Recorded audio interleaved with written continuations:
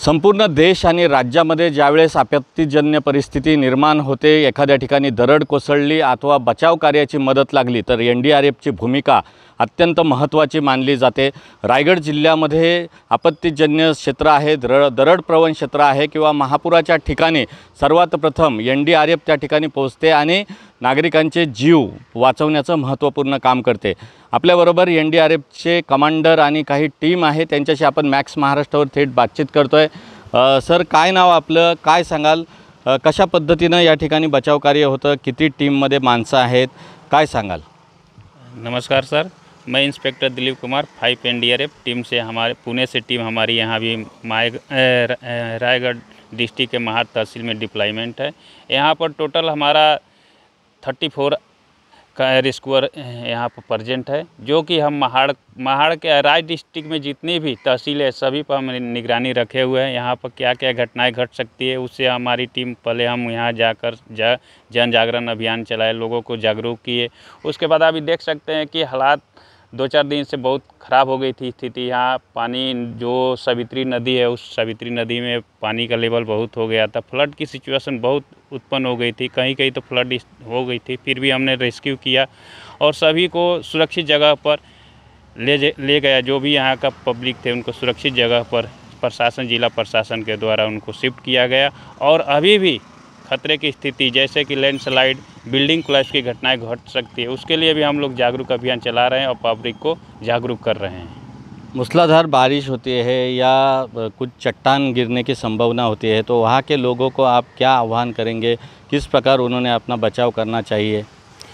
वहाँ पर हमने पहले ही जो भी है प्रशासन के द्वारा नागरिक को, जहाँ पर लैंडस्लाइड की घटनाएं घट सकती है वहाँ पर पहले ही हम लोग ने जाकर वहाँ का मार्क कर दिया है और वहाँ लेटर दे दिया गया। वहाँ का पब्लिक को पहले ही हम कहीं जो सुरक्षित जगह पर शिफ्ट कर दिया गया है। और फिर भी ऐसी कोई घटनाएं घट सकती है तो पहले ही हम लोगों को जागरूक कर दे कि यहाँ पर घट सकती है, तो आप खुद को सुरक्षित रखें। और सुरक्षित रहने के लिए वहाँ का जो भी तलाठी है उनको समय समय पर विजिट किया जा रहा है और बताया जा रहा है कि यहाँ लैंडस्लाइड घट सकती है। तलई की दुर्घटना जो बहुत बड़ी हुई थी, पूरे देश में हलचल मच गया था, क्या कहेंगे इस बार ऐसा कुछ आपके सर्वे में कुछ दिखाई दिया क्या? कहाँ पे ऐसी घटना हो सकती है, पुनर्वसन करना चाहिए? जैसे कि हमारी जो भी NDRF की टीम है, जाकर वहाँ पर हमने जो भी घटनाएं घटने की अनुमान है लग रहा है, या पहले भी हम जो घटनाएं घटित है उस पर जाकर हमने वहाँ देखा कि क्या वहाँ जिला प्रशासन के द्वारा वहाँ पर कोई ये मरम्मत किया गया, उसका सुधार किया गया है कि नहीं किया गया। यदि नहीं किया गया तो फिर हमको रिपीट उनको बताते हैं कि नहीं, यहाँ पर कोई घटनाएं घट सकती है, आप उसको जो भी है आपका PWD है या कोई भी जो यहाँ के जिला प्रशासन जो उस पर कार्रवाई करे और उनको आगाह करते हैं और उस पर जिला प्रशासन उस पर कार्रवाई कर रही है। एकूणच इतरही काही सहकारी कमांडोर त्यांच्याबरोबर आपण मॅक्स महाराष्ट्रावर बातचीत करूया। सर, काय नाव तुमचं? एकूणच अतिवृष्टी असते किंवा महापूर असतो त्यावेळेस आपलं बचाव कार्य कशा पद्धतीनं असतं, काय आव्हानं आपल्यासमोर असतात? काय नाव? नमस्कार सर, मी head constable Warode Tulsidas, 5 battalion NDRF कडनं पुण्याहून आमची टीम इथं आलेली आहे। टोटल आमच्या टीममध्ये 34 रेस्क्यूअर आहेत, त्यातनं 2 महिला रेस्क्यूअर आणि बाकीचे जेंट्स रेस्क्यूअर आहेत।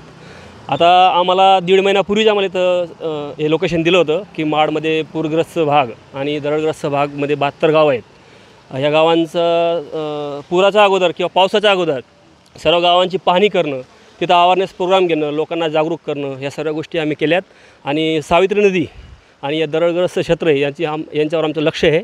आणि NDRF टीमचे 34 रेस्क्यूअर इथं आहेत, त्या कुठल्याही डिझास्टरला सामोरं जाण्यासाठी रेडी आहेत। पुनर्वसन गावामध्ये दरड कोसळली तर कशा पद्धतीनं जनतेचे हाल होतात? त्यांना आता समजा दुर्गम भागामध्ये दरड कोसळली तर काय त्यांच्यासमोर आव्हानं असतात? नेटवर्क त्यांचं पकडत नाही किंवा मोबाईलने त्यांना संपर्क करता येत नाही, अशा वेळेला तुमच्यापर्यंत रस्ते खचले जातात, पूल कोसळले जातात, त्यावेळेस त्यांचे हाल काय होतात? काय त्यांच्यासमोर संकट असतं? हां, आता आपण पाहिलं आहे मागं तळीमध्ये जी दुर्घटना घडली त्याच्यात 35 घरं दरडमध्ये दाबली गेली होती। करीबन 80 ते 85 लोक त्यात इफेक्ट झाले होते। 35 घरं असतील आणि 80 ते 85 लोक त्यात इफेक्टेड झाले होते। तर त्यावेळेस काय पूर आणि पावसामुळे काय असतात, रस्ते जसे कोलॅप्स होतात किंवा जे नेटवर्क ठप्प होतं, त्यावेळेस काय आमच्याकडे तुम्ही हे पाहताय या साईडला आमच्याकडे QDA सेट वगैरे आहे. आता नेटवर्क थर झालं तर सॅटेलाईटद्वारे आम्ही कुठलंही प्रशासन आहे, जसं इथंच नाही तर पुण्याचे हेडक्वार्टर असो किंवा दिल्लीला असो, कुठं काही मेसेज पाठवायचा असेल तर आम्ही याच्या थ्रू आम्ही मेसेज पाठवू शकतो. आणि तेच झालं कुठं पूर आला, पाऊस आला, आमची गाडी जात नसेल, ब्रिज कोलॅप्स झाला असेल तर आमच्या बोटिंगच्या सहाय्याने आम्ही त्या ठिकाणी पोचतो आणि जे काय आमचे रेस्क्यूअर आहेत सर्व मदत कार्य तिथं आम्ही करतो. आता तुम्हाला माहिती दरड कोसळल्यानंतर आता तळीय झालं किंवा महाराष्ट्रात भरपूर ठिकाणी आपण पाहतो आहे की असे कोलॅप्स पूर्ण गावात दरडीच्या खाली गेलेले आहेत. तर काय आहे, या गोष्टींपासून आता सर्व न्यूजमध्ये आपण पाहतो आहे किती लोकांना त्रास होतो. काही काहींना तर कळत पण नाही की कुठल्या ढिगाऱ्याखाली किती घरं गेली आणि किती लोकं गेलेली आहेत. तर एखादा व्यक्ती जो असतो त्याने जे दरडग्रस्त क्षेत्राचं पहिलं त्याला त्याच्यासमोर जी घटना घडते, एखादा व्यक्ती तो प्रशासनाला सूचना देतो.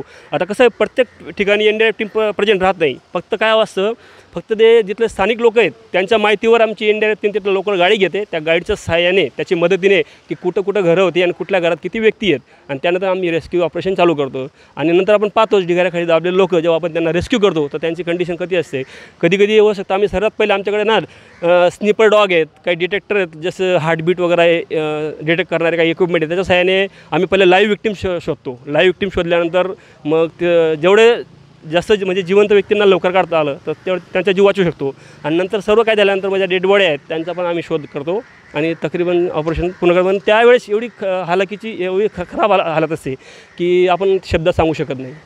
अतिवृष्टी काळामध्ये अनेकदा हेलिकॉप्टरची मदत घ्यावी लागते माणसं वाचवण्यासाठी आणि पाऊस तुफान असल्यामुळं हेलिकॉप्टरचं देखील सहाय्य आपल्याला मिळू शकत नाही. अशा वेळेला काय करता? हेलिकॉप्टरची एकूणच मदत कशा पद्धतीने वापरतात आणि केव्हा वापरतात? आता कसं आहे, NDRF टीम आहे सध्या. टीम जी येते 30 लोकांच्या सहाय्याने त्याचा पूर्ण जे बोटी रबराईज बोटी आहेत, OBM आहेत, काही आमच्याकडं इक्विपमेंट आहेत कोलॅप्स साठी किंवा यासाठी. पण आता समजा पूरग्रस्त वेळेस जेव्हा अचानक अशा बिटीवर कोणी फसलेलं आहे त्या ठिकाणी आमची जसं 5 नॉटिकलच्या वरती जेव्हा पाण्याचा स्पीड असतो तेव्हा आमची बोट जाऊ शकत नाही किंवा रेस्क्यू तिथपर्यंत पोहोचू शकत नाही. त्यावेळेस काय करतो, मग आम्ही आमच्या वरचे जे अधिकारी आहेत त्यांना आम्ही कळवतो. आमच्या हेडक्वार्टरला आमचे कमांडंट साहेब तिथं बसले असतात. ते सर्व सिच्युएशनवर नियंत्रण ठेवतात. सर्व जेवढ्या टीमा आमच्या आता महाराष्ट्रात करीबन 20 ते 22 टीमा बाहेर आहेत. तर ज्याही टीमांना असं काही ॲडव्हान्स इक्विपमेंटची गरज आहे किंवा असं जिथं बोट जाऊ शकत नाही त्याच्या वेळेस जर हेलिकॉप्टरची मदत पाहिजे असेल तर हेडक्वार्टरशी बोलणं करतात. परत वरच्या अधिकाऱ्यांशी बोलणं करून ते बाकीचे जेवढे बी डिफेन्स एअरफोर्स वगैरे आहे यांची पण मदत घेतली जाते. असं काही सिच्युएशन आली तर ते अशा काही टेन्शन नाही बुवा की कुठल्याही सिच्युएशनला NDRF टीम ही काम करू शकते. नैसर्गिक आपत्ती कोणतीही असो, कितीही मोठं तगडं आव्हान असेल, आसमंत जरी कोसळला तरी देखील या पद्धतीनं ढगफुटी झाली आहे किंवा अतिवृष्टी झाली, महापूर झाला तरी कोणत्याही परिस्थितीमध्ये NDRFचे जवान तिथे बचाव कार्यासाठी छातीची ढाल करून लढतात. दादा, काय नाव तुमचं? काय सांगाल? अनेक रेस्क्यू तुम्ही केले असतील, कोणकोणत्या प्रकारचे रेस्क्यू तुमच्या हातातून झालेले आहेत आतापर्यंत आणि कशी मदत तुमच्याकडून होते त्यांना लोकांना जनतेला कसा आधार वाटतो की तुम्हाला NDRFचा जवान बघितल्यानंतर त्यांना वाटत असेल की आपल्याला वाचवण्यासाठी कोणतरी आलं आहे? काय त्यांची भावना असते, कधी व्यक्त केल्यात भावना? नमस्कार, मी गजानन पात्रीकर, 5 NDRF पुण्याहून. नक्कीच सर, तुम्ही जो बोलतायत की NDRFचे जवान ज्यावेळेस पूर परिस्थिती निर्माण होते या कोणत्याही प्रकारचं डिझास्टर उत्पन्न होतं त्यावेळेस NDRFचा जवान पाहिल्याच्यानंतर सगळ्याला त्यांच्या मनामध्ये जे डर असतो किंवा जी भीती असते की डिझास्टरमध्ये आमचं नुकसान होईल, पण ज्यावेळेस जवानाला बघतात त्यावेळेस त्यांना एक दिलासा मिळतो, त्याला समाधान मिळतं आणि त्यानंतर नक्कीच आम्हाला समाधानकारक रिझल्ट द्यावा लागतो. त्या अनुषंगाने आम्ही काम करतो. पूर परिस्थिती असो, दरड कोसळणं असो, या अन्य प्रकारचं कोणतंही डिझास्टर असो, नक्कीच NDRFचे जवान त्यामध्ये उत्कृष्ट काम करतात आणि पब्लिकला जो पाहिजे तसा रिझल्ट देतात. पूर परिस्थितीपासून बचाव, कोणत्याही डिझास्टरपासून बचाव करण्याचं साहस या जवानामध्ये असतं. अजून काही सहकारी आहेत जे फील्डवर या ठिकाणी काम करतात. दादा, मला तुम्हाला एक प्रश्न विचारायचा आहे की ज्या पद्धतीनं बचावासाठी हाक येते, जिल्हा प्रशासनाकडून तुम्हाला कॉल येतो किंवा तिथल्या दरडग्रस्त भागातून कॉल येतो, महापुराच्यातल्या लोकांना वाचवण्यासाठी कॉल येतो, परिस्थिती अशी असते जर आपण ड्रोनच्या सहाय्याने बघितलं तर तिथं जाणंही अशक्य असतं. अशा वेळेला तुमच्या जीवाला देखील धोका असतो. तो धोका पत्करून तुम्ही लोकांचे जीव वाचवता. असं कधी रेस्क्यू झालं आहे का की एकदम भयानक असं की जिथं तुम्हाला पण जाताना असं वाटलं की आपलंही काही होऊ शकतं? तर मी कॉन्स्टेबल JD गोकुळ वाघ, 5 NDRF पुण्याहून आलेलो आहे. आमच्या टीममध्ये टोटल 34 जवान, त्याच्यात 2 महिला रेस्क्यूअर आहेत. आमची NDRFची टीम ही पूर्ण इक्विपमेंटने आणि सगळे ट्रेन जवान आहेत की जे कुठलंही डिझास्टर आलं तर त्याच्याशी सामना नियंत्रित पद्धतीने करू शकतात. कुठल्याही डिझास्टरचा सामना करताना ते वेल ट्रेन असल्यामुळे त्यांना अशी कुठली मनात भीती नसते, कारण की ते खूप वेल ट्रेन असतात. जसं की तुम्ही एक विचारलं की हेलिकॉप्टर स्लॅदरिंगचं कसं करतात, की जसं की मी हेली स्लॅदरिंग कोर्स केला, तर मला जर वाटलं कुठे हेलिकॉप्टरने कुठं लँडिंग करायची असली किंवा स्लॅदरिंग करायची असली तर मी बिंदासपणे करू शकतो. तर अशा पद्धतीने आम्ही कुठल्याही डिझास्टरला सामोरे जाण्यास तत्पर असतो.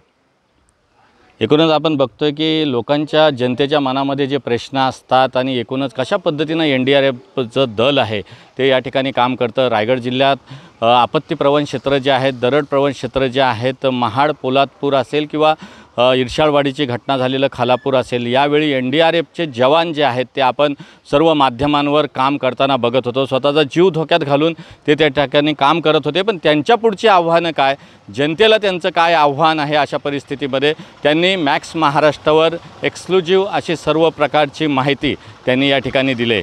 मॅक्स महाराष्ट्रासाठी धम्मशील सावंत, रायगड, कोकण.